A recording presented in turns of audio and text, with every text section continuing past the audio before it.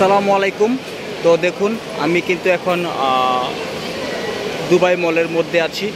অসংখ্য শপ এবং সুন্দর সুন্দর রেস্টুরেন্ট দেখছি, আপনাদের দেখানোর চেষ্টা করছি। তো দেখতে থাকুন।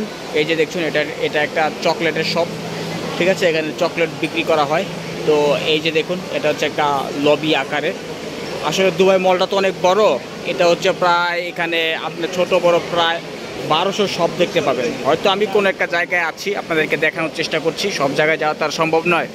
তো এখন যে জায়গাটা আছি সেই জায়গাটা একটা আছে পানির ঝর্ণা দ্বারা। এই দেখুন এই পাশে পানির ঝর্ণা দ্বারা আছে, অসংখ্য পানি এখান থেকে বেয়ে বেয়ে পড়ছে এবং সবাই কিন্তু উপর থেকে এভাবে দেখছে আপনাদেরকে।